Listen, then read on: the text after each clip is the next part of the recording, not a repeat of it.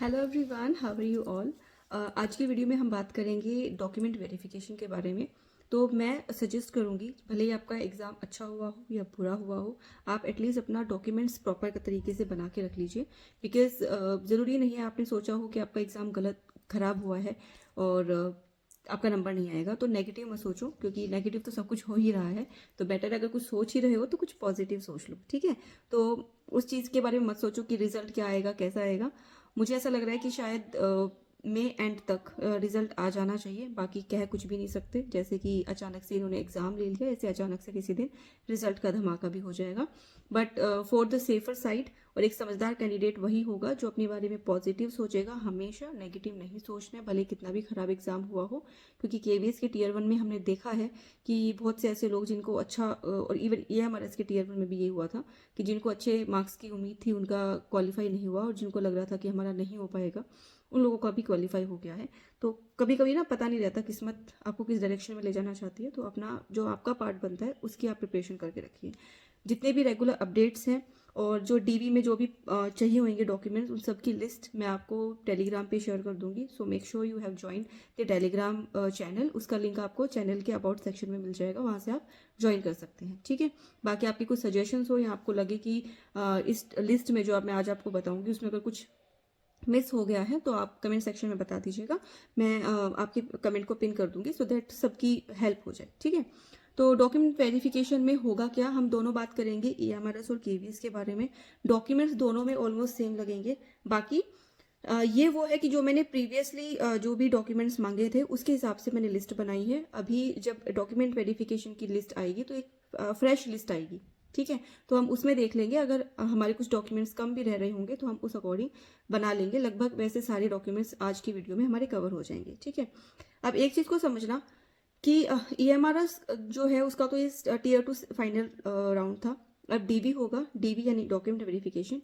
DV में कुछ documents ऐसे होते हैं जो अगर आपके इनकम्प्लीट है या सही नहीं है तो उसके लिए वो आपको कुछ दिनों का टाइम दे देंगे, ठीक है। Depending on the DV panel कि वो कैसा है और वो किस सर्टिफिकेट के लिए टाइम देगा, किसके लिए नहीं देगा, वो उनके ऊपर है।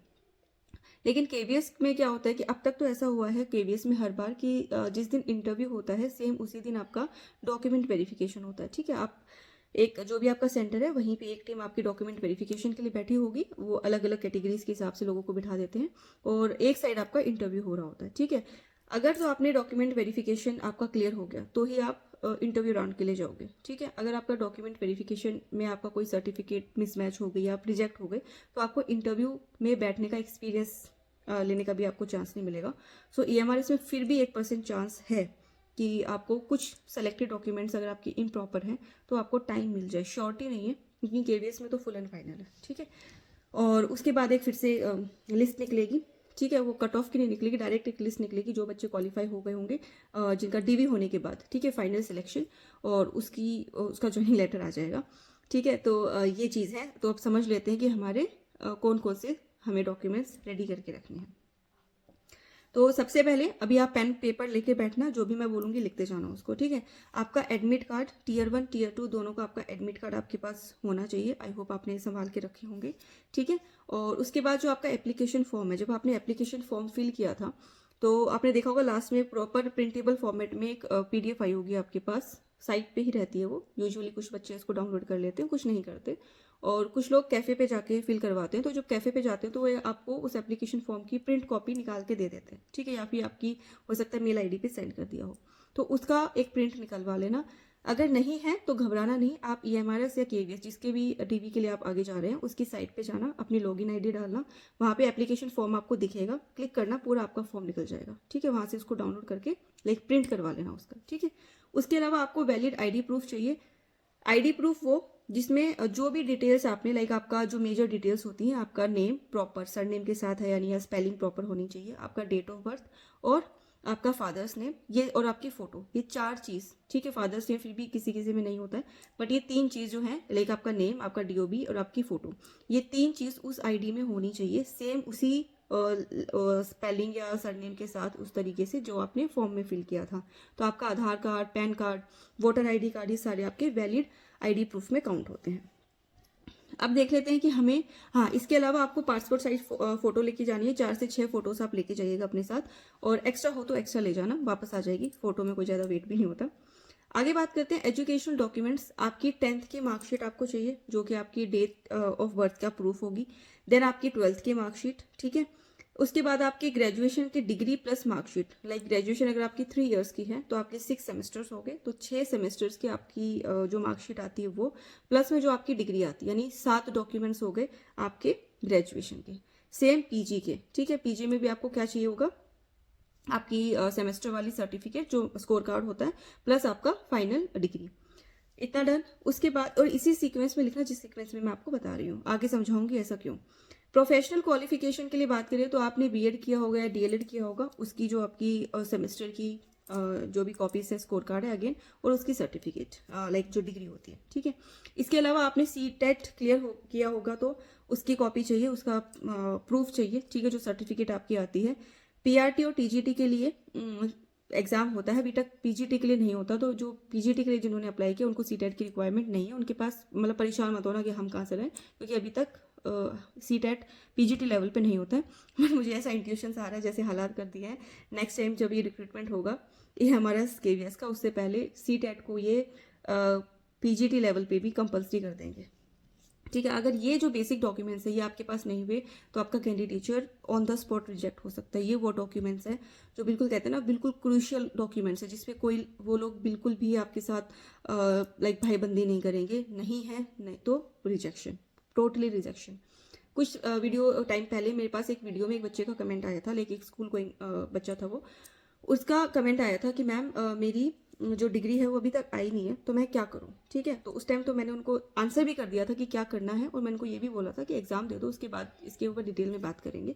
तो अगर ऐसे बहुत सारे लोग हैं जिनकी अभी डिग्री नहीं आई है, तो मैं आपको बता देती हूँ, डिग्री का ना वेट मत करो, क्योंकि डिग्री का क्या है ना कि आने में टाइम लग जाता है, कई बार 1-1, 1.5 साल लग जाता है अगर आप कॉलेज के थ्रू डिग्री मंगवाते हो तो आपको क्या करना है, अगर आप ग्रेजुएट हो या पीजी जो भी आपने किया है, या आपकी बीएड की डिग्री अभी तक नहीं आई है, मेरी खुद की डिग्री बीएड के आने में 2 साल लग गए थे, और फाइनली मुझे खुद यूनिवर्सिटी जाना पड़ा जो मेरे होम टाउन से 300 किलोमीटर के आसपास है, ठीक है। बहुत टाइम लगता था आने जाने में, और 2-3 बार मुझे जाना पड़ा, तब जाके मेरी डिग्री बनी थी। तो सिंपल प्रोसेस क्या है, पहले तो जिस कॉलेज से, अगर आपने कैंपस से नहीं किया तो अपने कॉलेज के जो प्रिंसिपल है, जो आपका हेड ऑफ डिपार्टमेंट होते हैं, उनसे रिक्वेस्ट करो कि सर ऐसा ऐसा सीन है और मेरा एग्जाम क्रैक हो गया है, मुझे डिग्री चाहिए, तो आप लोग मंगवा दो। तो या तो आपके रिक्वेस्ट बेसिस पे वो लोग मंगवा देंगे, क्योंकि उनका पर्सन लाइक वीकली बेसिस पे या वीक में 2-3 बार वो यूनिवर्सिटी जाते रहते हैं उनके डॉक्यूमेंट्स को, जो कॉन्फिडेंशियल डॉक्यूमेंट्स होते हैं उनको इधर से उधर करने के लिए। तो अगर उनके साथ आपके गुड नोट्स पे रिलेशंस हैं, या फिर वो थोड़े ठीक होंगे तो आपके मंगवा देंगे, अदरवाइज वो आपको मना कर देंगे। उस केस में क्या करना है, आप उनसे एक एप्लीकेशन लिखवा के ले जाएंगे कि सर आप मुझे एक एप्लीकेशन के थ्रू परमिशन दे दीजिए, सो दैट मेरा काम ना रुके। आप जाएंगे यूनिवर्सिटी, उनको एप्लीकेशन दिखा देंगे। कुछ केसेस में एप्लीकेशन मांगते हैं, कुछ में वो नहीं मांगते हैं, ठीक है। लेकिन ये है कि अगर यूनिवर्सिटी दूर है आपके होम टाउन से, बेटर एक एप्लीकेशन लिखवा के ले जाओ। लिखोगे आप, पूछ लेना उनसे क्या लिखना है, आपका रोल नंबर सब कुछ करके वो साइन करके स्टैंप लगा के वेरीफाई कर देंगे, ठीक है, कि हाँ हमने इस बच्चे को भेजा है, इसकी फीस वगैरह सब क्लियर है, कोई ड्यूज नहीं है, आप इसकी डिग्री आपको दे दो। वहाँ जाके आप जाओगे, अगर आपकी डिग्री बन चुकी होगी तो वो आपको हैंड टू हैंड उसी टाइम हैंड ओवर कर देंगे। अगर नहीं बनी होगी तो वहाँ से एक दोबारा एप्लीकेशन आपसे लिखवाएंगे, और रिक्वेस्ट बेसिस पे आपकी डिग्री जल्दी बनवा के दे देंगे, ठीक है। तो वो वहाँ पे जो भी क्लर्क वगैरह होंगे उनके आप कॉन्टैक्ट नंबर ले आना, अगर इन केस अगर आपको डिग्री नहीं मिलती, और उनसे टाइम टू टाइम 10-15 दिन में पूछते रहना। तो ये काम आप जरूर करवा लो, बिल्कुल अर्जेंट बेसिस पे। अब बात करते हैं कैटेगरी सर्टिफिकेट। तो जो भी कैंडिडेट हैं जो EWS सर्टिफिकेट कैटेगरी से हैं, या जो SC ST OBC कैटेगरी से हैं, ज़्यादा दिक्कत आएगी OBC और EWS वालों को, क्योंकि इनको अपना वो इनकम स्टेटस दिखाना पड़ेगा। OBC वालों को शो करना पड़ेगा कि आप नॉन क्रीमी लेयर में हो, यानी आपकी yearly income, family income yearly, वो आपके 8 लाख से कम है। तो वो सर्टिफिकेट अगर नहीं बनवाया है, कट ऑफ डेट से पहले का नहीं है, मैं कह रही हूँ कोई बात नहीं, आप बनवा लो। आप ये मत सोचो कि अब तो मेरा कुछ होगा ही नहीं। देखो एटलीस्ट हम उनसे रिक्वेस्ट करने लायक तो बन जाएंगे। केवीएस हो तो और भी ज़्यादा स्ट्रिक्ट है। अगर हमारे पास फॉर्म होगा तो हम उनसे रिक्वेस्ट कर सकते हैं कुछ भी, लेकिन अगर होगा ही नहीं तो वो तो सिंपल है, आपको रिजेक्ट कर देंगे, ठीक है। एक कैंडिडेट का ये भी क्वेश्चन आया था कि मैम अगर मैंने अनरिजर्व की कैटेगरी क्लियर कर ली तो क्या मुझे सर्टिफिकेट की जरूरत पड़ेगी। देखो सर्टिफिकेट बनवा के रखो, क्योंकि जो यूआर कैटेगरी में शिफ्टिंग का काम होता है वो होता है फाइनल लिस्ट, और फाइनल लिस्ट कब आएगी आपकी डीवी के बाद। तो डीवी में तो आपको अपनी कैटेगरी प्रूव करनी पड़ेगी। हो सकता है कि अगर आपका ऑलरेडी आप यूआर में ही क्लियर हो तो वो इस चीज़ को एक अंडरटेकिंग लेके उसको आपको साइड में कर दे, लेकिन रिजेक्ट नहीं करेंगे। रिजेक्शन के चांसेस हो सकते हैं अगर फाइनल लिस्ट में भी आपका नाम नहीं आया तो वो उस टाइम पे आपसे एक अंडरटेकिंग साइन करवा लेंगे। तो ये सर्टिफिकेट नहीं है तो अभी बनवा लो। मैं कह रही हूँ आज वीडियो देख लो तो आज ही अप्लाई कर दो। और ऑनलाइन वाली नहीं चलेगी एनसीएल की, आपको प्रॉपर आपके तहसीलदार जाके या मजिस्ट्रेट के साइन करवाने पड़ेंगे। तहसीलदार में कर रहे हो तो तहसीलदार के साइन करवाने पड़ेंगे। तो वो ऑफलाइन वाली ही इसमें एप्लीकेबल होगी। अगर आपने स्टेट वाली, ये भी क्वेरी आई थी कि मैम मैंने स्टेट वाली अपलोड कर दी, कोई बात नहीं, अपलोड कर दिया कोई बात नहीं, अभी आप सेंटर की अप्लाई कर लो, क्योंकि स्टेट वाली क्लियरली बोला हुआ है स्टेट वाली को एक्सेप्ट नहीं करेंगे। मैं आपको ना तो डिमोटिवेट कर रही हूँ और ना ही मैं आपको मीठी गोली दे रही हूँ कि नहीं हो जाएगा हो जाएगा। मैं सिर्फ वो कह रही हूँ कि जो गलतियाँ हो गई हैं अब उनको सुधारने का जो हम कोशिश कर सकते हैं एटलीस्ट वो कर लें, ताकि एक उम्मीद हो जाए कि क्या पता काम बन जाए। ठीक है, तो उसके लिए तो मैं ना तो बिल्कुल नेगेटिव बोल रही हूँ कि नहीं होगा, ना मैं ये कह रही हूँ कि नहीं आप ऐसा करो तो आपका हो ही जाएगा, लेकिन एक चांस बढ़ जाएगा हमारा। ठीक है, और उम्मीद पे तो दुनिया कायम है। उसके बाद बात करते हैं एक्सपीरियंस सर्टिफिकेट। देखो एक्सपीरियंस सर्टिफिकेट हो गया या एनओसी हो गया, ये उनके लिए है जो ऑलरेडी वर्किंग में है या जो मैनेजमेंट वाली जिन्होंने पोस्ट फिल करी थी प्रिंसिपल या वाइस प्रिंसिपल की, जिसके लिए एक्सपीरियंस मांगा था वो अपने एक्सपीरियंस सर्टिफिकेट्स रेडी रखें। जो लोग ऑलरेडी किसी गवर्नमेंट सर्विस में हैं और वो शिफ्ट करना चाहते हैं तो उन्होंने यूजुअली तो ये होता है कि आप कोई भी फॉर्म फिल कर रहे हो तो फॉर्म फिल करने से पहले ही आपको अपनी एनओसी बनवानी है। बट इन केस अगर आपने ऐसा नहीं किया तो अभी बनवा लीजिए अपने जो भी आप इंस्टीट्यूशन में काम कर रहे हैं या किसी दूसरे स्कूल में काम कर रहे हैं, गवर्नमेंट में, प्राइवेट का इससे कोई सीन नहीं है। गवर्नमेंट में तो आप अपने जो भी आपके मैनेजमेंट में है उनसे रिक्वेस्ट करके बनवा लीजिए। अगर बनवा दें तो बहुत अच्छा है, लेकिन एनओसी नहीं होगी। और अगर आप गवर्नमेंट एम्प्लॉय हैं तो आपको दूसरी जॉब नहीं मिलेगी विदाउट एनओसी। ठीक है, क्योंकि वो प्रॉपर वेरिफिकेशन होता है, आप घपला करोगे वो बाद में वेरीफाई कर लेंगे। इसके अलावा जो डॉक्यूमेंट्स है लाइक मेडिकल फिटनेस सर्टिफिकेट है, ये सब अभी नहीं करना। ये कुछ हैं दो, जैसे डोमोसाइल हो गया या मेडिकल फिटनेस सर्टिफिकेट हो गया, इसके लिए अभी कुछ नहीं करना। ये हम फाइनल जो लिस्ट आएगी उसका वेट करेंगे, अगर उसमें रिक्वायर्ड होगी तो हम हैंड टू हैंड तभी बनवा लेंगे। ठीक है, अब कुछ इंपॉर्टेंट इंस्ट्रक्शन है आप लोगों के लिए। आपको क्या करना है, ओरिजिनल कॉपी रखनी है। सारे डॉक्यूमेंट्स आपके जो ओरिजिनल है सर्टिफिकेट्स है उनको लेमिनेट करवा लो। ऐसा ना हो कि आप सिर्फ फोटो कॉपी लेके चले गए ओरिजिनल भूल गए, या ओरिजिनल लेके चले गए, अरे वहाँ तो कैफे होगा हम वहाँ से डाउनलोड करवा वो प्रिंट करवा लेंगे, इस वह में मत है ना। हो सकता है कोई ये बिल्कुल बैकवर्ड एरिया में आपको सेंटर मिल गया, फिर क्या करोगे। ठीक है, तो आपको 2 से 3 फोटो स्टेट कॉपीज अपनी पहले ही बनवा के रखनी है ओरिजिनल कॉपीज के साथ। ठीक है, जितनी भी आपकी जो फोटो स्टेट होंगी उनको सेल्फ अटेस्ट कर लेना, या फिर ये आप वहाँ जाके भी कर सकते हो। फोल्डर में प्रॉपरली उनको अरेंज कर लेना। फोल्डर मैं आपको सैंपल के लिए दिखा देती हूँ मैंने कैसा फोल्डर बनाया हुआ है। ये देखिए, इस टाइप का फोल्डर ले लो। मेन जो चीज़ है वो इसके अंदर है जो मैं आपको दिखाना चाहती हूँ। अब इसमें हो सकता है और महंगे भी आते हो तो आप उस अकॉर्डिंग देख लेना जैसा आपको पसंद हो।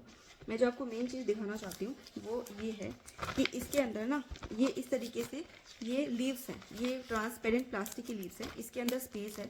तो आपका जो डॉक्यूमेंट्स है ना वो आपको दिख भी जाते हैं और सारे आप सेपरेटली रख ले सकते हो। जैसे अगर मैं आपको दिखाऊँ कुछ आप सैम्पल्स, तो ये चीज़ है, देखो ये मैंने अपना स्टार्टिंग में सबसे पहले इस तरीके से अपने 10th के 12th के एक जगह रखे हुए हैं। उसके बाद मेरी जो भी ग्रेजुएशन वगैरह की डिग्रीज थी और मार्कशीट थी सब एक जगह, ये मेरी पीजी की आ गई। उसके बाद ठीक है ये मेरा बीएड का आ गया। तो इस तरीके से सारा ये मैंने अपनी कास्ट सर्टिफिकेट वगैरह बनवा के रखी, पुरानी नई सारी जो मतलब बिल्कुल कॉलेज टाइम पे बनवाई थी वो, और जो अभी लेटेस्ट बनवाई थी वो मैंने सारी रखी हुई हैं। भाई दिखा देंगे, जो जो आप कहोगे वही निकाल देंगे। फिर भी अगर नहीं मानोगे तो क्या ही कर सकते हैं, तैयारी तो कर ही रहे हैं। ठीक है, हार थोड़ा मानेंगे हम।